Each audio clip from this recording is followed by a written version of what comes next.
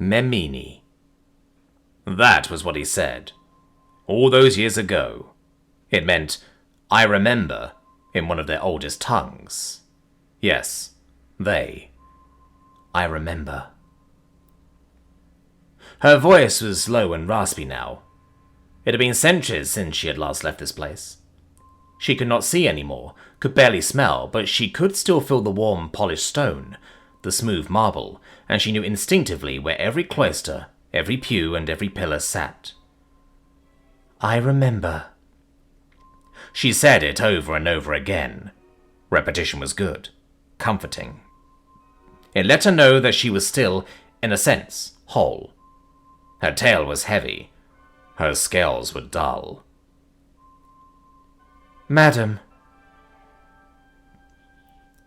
The voice reverberated through her. It was low, jagged, and digital. She remembered cringing at it when he had first made it. Now it was her greatest servant and a delightful friend. The great machine walked the length of the inner sanctum. Candles ignited in its wake. The boy is here, my lady. Lead him in, and have him keep his unblessed hands to himself. We do not need a repeat of what happened when the Kerinth princess came. As you wish. She felt it retreat. Its footfalls were heavy. Its long, gaunt arms and spindly hands caressed each pew with loving care. It too had fallen in love with this place, with its dark interiors and warm stone, just like he did, all those years ago. Memini, I remember. Argos rumbled. Repair protocols had kept him functioning for nigh on 500 years and 271 days. His red eyes gleamed in the darkness. His memory was perfect, his form terrifying, his functions complete and the same. I remember. That is what his maker had said all those years ago. It had been a joke at first. Argos's creation, for who would expect a demon inside of a church? But the years had passed by since then, and now he was as venerated, as respected, as she was, as the building was. To offend him was to offend her, and entire nations had quivered in fear in the few times when he had emerged from the sanctuary to collect the tithe owed by those who had offended him. I remember. He liked saying it. It slid right off his mechanical tongue. He would utter it in different pitches, terrifying, soothing, calm, and he was delighted with the effect it had on the dignitaries sent to the sanctuary. It had been tradition now, for many hundreds of years, for the heirs and the newly ascendant to make pilgrimages to the sanctuary, to commune with her. He was at the threshold now. He could only imagine the looks on the faces of the retinue of the heir of the Aral kingdom and their prince. He opened the door. Ah, I remember. Welcome home. His Royal Highness, Prince Genev of Aral, looked upon the giant with superstitious fear. It was terrifying to look upon. Its long, thick legs, its gaunt arms, its horrid head with those many gleaming eyes. It beckoned to him, walked away. He followed. His antennae twitched, his senses quivered. It was dangerous here.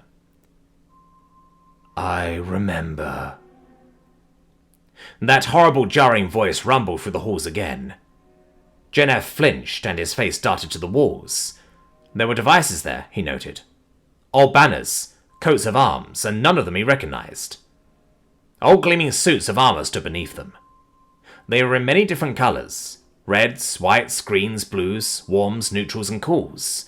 Stars, stripes, shapes. Simple, in a way. Some had lions, fluers, spearheads, and dragons. One had a star, emblazoned in yellow gold. Copper golden letters hung about it, blazing on a dark blue sky. Pro Gloria Solis Nostri. He whispered the words. They were comforting, somehow, in this dark place. Pro Gloria Solis Nostri. The voice joined him. The machine did not look back.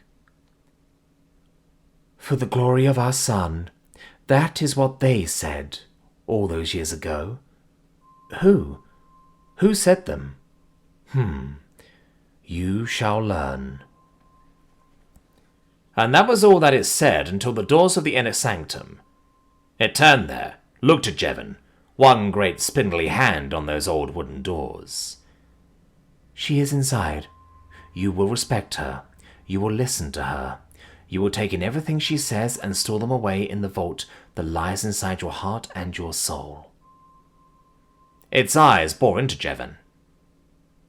He could them upon his very soul. This place is sacred. By definition, she too is sacred. Look upon the mantle of the door. Jevon's eyes darted. All about the door were skulls. The Rathun thought to destroy her once, thought to take away the power she bears. They did not account for me, or for the fact that there are more things inside this place than us two. They did not account for the fact that she could and did order the nations to destroy them. Now the bones of their assassins and their kings decorate the door to the inner sanctum. Be warned. And it opened the door. Go forth, son of Arel. The Great Mother awaits you. Jevon felt eyes upon him as he entered. They were not living. They were cold, machine-made, and the suits of armor turned back from him as the door closed and resumed their millennia-long service. Sit in one of the pews, boy. It does not matter which one. She hobbled down the rows. Her bones creaked as she sat beside him. She breathed. What is your purpose? My purpose? Yes. She sighed. When you become king, what will you do? What is your duty? To rule. And what is ruling, boy? I will lead my people. I will tell them what to do. I will build their cities and establish their farms. And should it come to it, I will lead them in war and fight their battles. Good enough. But that isn't entirely what you will be doing. No? No. You must remember. Jevon was looking down at the stone floor. I remember, he murmured. Yes, Memini. I remember. But why? He looked at her. Why must I remember? You must avoid the atrocities of the past and exalt the glories of history. You must copy and surpass the accomplishments of those who came before you, and you must forsake the crimes of those who perished ere your time. You must remember. I see. You must remember the suffering, the pain. You must look the ghosts in the eye and promise them that you will do better. She sighed again. It will be easier for you than it was for them. Them?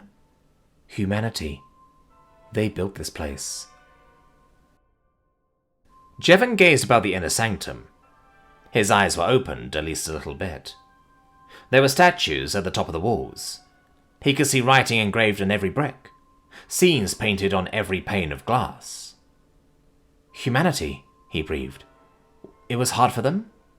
We are blessed, for we are separated from our primal days by many evolutions. Our brains became better. Our control improved. Nearly every species across the galactic rim enjoys internal peace. Except for them. They did not evolve? Not in the same way. It cost them so much, even when they tried to change for the better. Certainly she was blind, but her face looked upon every statue and every phrase. They built this place as a way to find peace. A great sanctuary where all their gods lived together in peace. But they are extinct. Yes, extinct and immortal. Look closer at the wall. Jevon moved. His fingers traced every etch, every carving. He came to understand them for what they were. These are names. He carved them here, as a way to remember. She shambled up behind him. He wanted to make sure that they were remembered. I think he knew that the records would fail in the war. Jevon made the symbol of Honius at the mention of the war. It was the greatest galactic conflict in history, and it was fought between a single species. Entire galactic sectors had been wiped from the Sea of Stars. The Orion Arm had been devastated. Mother Terra, a fabled home of the human race, was no more. Even now, thousands of years later, the mention of it brought entire empires to their knees. He? Yes, he. Her face turned to him. Her eyes were milky white. Her scales were dull and grey. Her horns were chipped. My life mate. His kind. Even after all their technological and medical advancements, never lived as long as mine. We were raised here, learned here, taught here, and when the rest of them left to die in the embrace of Father Sol, we remained here. The Great Mother, the Great Father, and the Great Son. Son? The machine, darling. Humans and VVC are not genetically compatible. Ah. He turned again to look at the wall. There were so many names here, so many memories, so many lives that had lived and had been snuffed out. Memini, he whispered. I remember. Many hundreds of years before, Jonathan laboured at the wall. His work was lit by candlelight. His only tool a hammer and chisel. He worked at the wall with loving care. He finished a name and read it aloud. Henry Fredrickson, age 5, on the city of Atlas in the Alpha Centauri system. He whispered and closed his eyes. On this day, on this hour, if you had ever known or cared, you have become immortal, child of a far-off star. You will be remembered for the rest of eternity. Memini, I remember.